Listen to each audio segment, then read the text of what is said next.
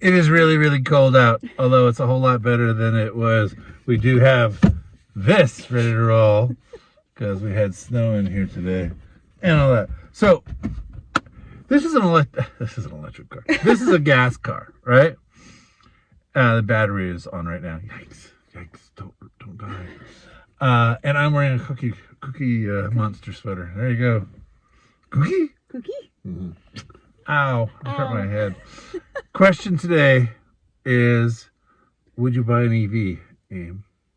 An electric vehicle? That's what they stand for. And here's the reason why. 2023 was huge for that. They expect 2024 to be even bigger. But there's lots more available, and people like Tesla, if Tesla was a people, are making less money on each car than they used to. They've had to lower their price. One of the cheapest ones, if not the cheapest sedan to buy right now, is the Hyundai EV6 sedan, or maybe it's the Kia, one of the two. You can get it for $35,000 after you get your $7,500 federal rebate, or $36,000. Oh. Yeah, see, that's not bad for right. A new car. Right, even a Tesla, 40 grand again after the rebate.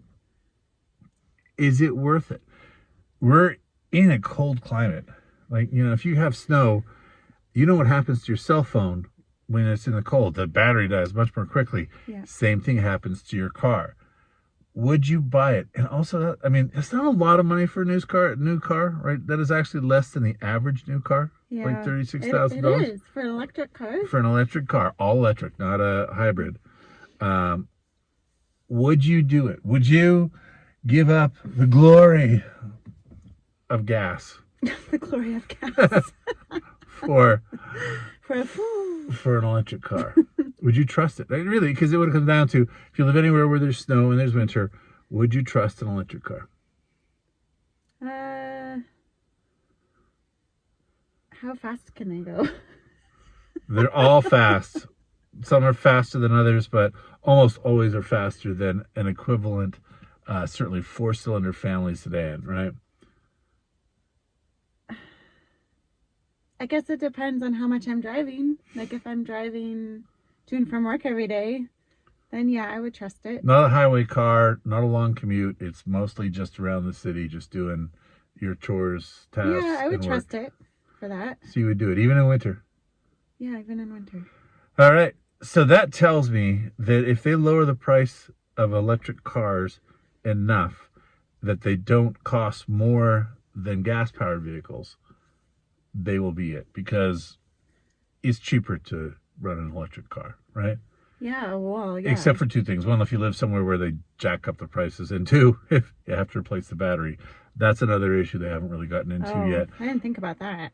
Well, nobody has, but it's a mess. It can be a mess, so that's a problem.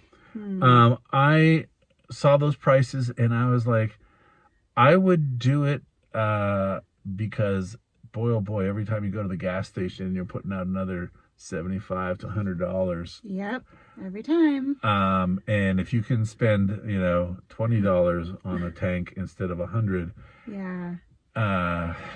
It never made sense to me when you had to pay like twice as much for an electric car as you did a gas-powered car. I was just like, I'm never going to use that much gas, right? I'm not going to use $40,000 worth of gas in the next 10 years. Right. So no.